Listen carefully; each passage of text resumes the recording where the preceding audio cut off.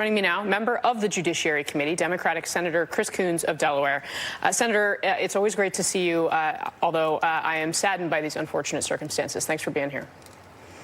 Thank you, Casey. It's been a really striking weekend. The idea that we've had in two different incidents so far apart in our country, but so tragically close in their circumstances, 29 killed, 50 or so injured. And as you've just described in detail in the last segment, it's clear that the motivations of the El Paso shooter were racist and were violent and were intent on causing as much carnage as possible. There are things we can and should do. We should go back into session in the Senate. First, let me remind you that the House passed a bipartisan enhanced background check bill 150 days ago and sent it over to the Senate. It has been sitting, waiting for action on the Senate floor. All Mitch McConnell has to do is call it up for a vote. I also am the co-sponsor with Senator Pat Toomey, who you just had on in a clip from the Parkland debate, that would provide notification to local law enforcement when someone who is prohibited from owning a weapon goes into a federally registered firearm dealer, tries to buy, they lie and try. So they check the box on the background check form and says, nope, I'm allowed to buy this. They run it through the NICS system, the National Background Check System, come back and say, actually, you're prohibited. Right now, in more than 30 states, including my home state of Delaware, nothing happens with that information. In Pennsylvania, Pat Toomey's home state, state police are notified, and they arrested several hundred people last year for committing that crime of lying and trying to buy a weapon. It is an excellent predictor that someone is then going to go try and get a gun, either through a straw purchaser or through the gun show loophole or by stealing it. So this strikes me as simple, common sense, bipartisan legislation we should be able to pass. The chairman of Judiciary has committed to passing it. We also recently had a strong hearing on extreme risk protection orders, on ways that we could identify circumstances such as happened in Parkland, Florida, where a deranged individual is clearly intent on using violence and owns a weapon. It would allow for an expedited process. There are things we can do, Casey. We have to do more than express our concern and talk thoughts and prayers. So, I mean, I think my question for you, Senator, I understand that, and I know you and many of your colleagues on the Democratic side have been advocating for much of this. But the reality is, you know, the American people don't really see anything happening at all in Congress. Is there really any hope that something meaningful could change in the wake of this, given what we've seen play out so far? Casey, let's be clear again. The House has taken up and passed several pieces of legislation that would address these challenges we have with gun violence. And we have had hearings in the Senate Judiciary Committee.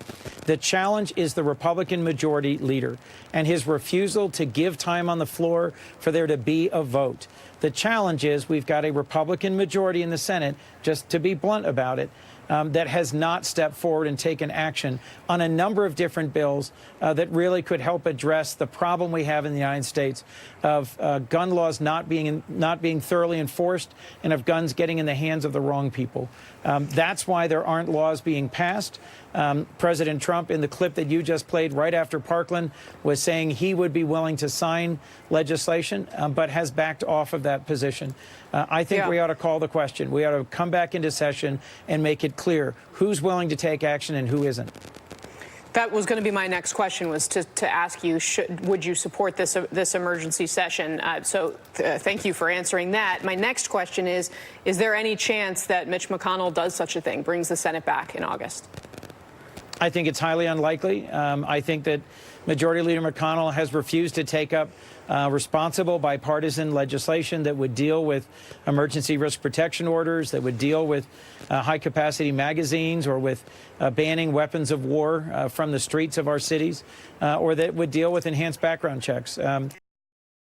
Senator Toomey made a determined effort with Senator Manchin of West Virginia a number of years ago to try and pass enhanced background checks and was unsuccessful, largely because the majority leader was unwilling to give it time on the floor of the Senate. That's where responsibility for this lies. One of the other, I suppose he's a former member of leadership now, Republican leadership, Senator John Cornyn, formerly the #2 Republican in the Senate. Of course, his home state of Texas, where this El Paso shooting unfolded. And he spoke to our Gotti Schwartz, who was on the scene in El Paso, about what happened and what to do next. I want to show you that, and then we'll talk about it on the other side. We know we live in a country where law-abiding citizens can keep and bear arms under our Constitution. I believe in the Bill of Rights, but I also know that people who are mentally ill, people who have committed felonies, who are disqualified from purchasing firearms, and other dangerous young people like this young man, we need to find a way to stop them for their own protection as well as the protection of the community. But I would rather get to the root causes rather than the inanimate object of the firearm itself, because we know that the person is the one who's pulling the trigger. It's not the weapon itself. So, Senator Coons, I mean, we have had this conversation so many times. It makes me sick to think about the number of times that we've had to have a conversation about mental illness and people who have died from guns. But this conversation is a bigger one because of what we know about the motivation of the El Paso shooter. So my question for you is, do you think that Republicans, your Republican colleagues, should be acknowledging that in their responses to questions about what happened here? And do you think the president's rhetoric has contributed to what happened in Texas?